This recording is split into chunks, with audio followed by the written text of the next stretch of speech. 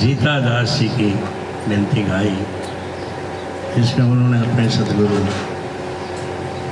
घीसा साहब की महिमा गाई। जीता किसी समय एक बहुत बड़ा जमींदार था।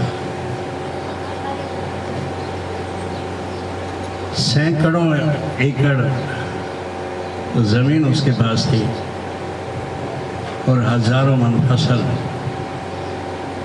हर फसल के होते थे। आसपास के गांव में उसका रुतबा था और लठैत भी था। मौका हुआ कि फसल पक के तैयार हो गई।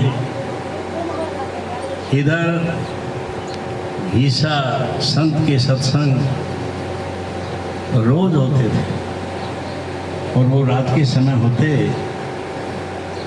और संगत उसको उनको उनके दर्शन के लिए सत्संग के लिए जाती थी। अब जीता दास को जरूरत पड़ी मजदूरों की, लेकिन लोग रात को सत्संग सुने तो सुबह दिन में कोई ना आए। तो इस तरह उसका अनाज फूटने लगा और सोचा कि मेरा तो नुकसान हो जाए। 1.25 गुना 1.5 गुना मजदूरी देने की, लेकिन कोई नहीं आने को तैयार। और मन में बुरे ख्याल तो आते ही हैं। सोचा कि इस किस्सा को ही देखते हैं, ना होगा बास ना बजेगी बांसुरी।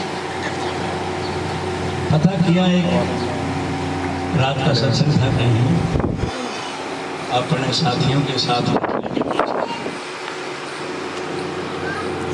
इरादा था घीसा साहब के साथ कुछ दुर्व्यवहार करने का, ताकि उसके सत्संग बंद हो जाएं और लोग उसकी फसल की कटाई के आश्रम में आ जाएं। फिर बाद में वो करते रहे। सत्संग चल रहा था और जीता दास गेट से निकला। लोग पहचानते थे और जानते थे कि ये तो इलाके का नंबरदार है, लठैत है, कोई हरकत ना करे। एक सत्संग उठा, घीसा साहब ध्यान में थे, उनके चरणों को हाथ लगाया। उन्होंने पूछा भाई क्या बात है? कहने लगा जीता आ गया। कहता बैठो सत्संग सुनो। जब बीच में पहुंचा तो किसी और ने पहचान लिया, फिर गया उठ के एक और गुरु जी को बताया कि जीता आ गया। अब सुना हुआ तो घीसा साहब ने भी था उसके बारे में, लेकिन कहा बैठ जाओ सत्संग सुनो। जब बिल्कुल समीप आ गया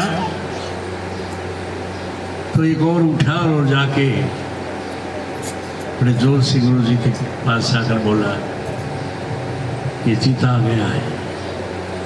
गुरु जी ने कहा कि बैठो, जीता आ गया कि चीता आ गया, सत्संग सुनो। अब ज्यों ही जीता लठ लेकर घीसा साहब के सम्मुख गया,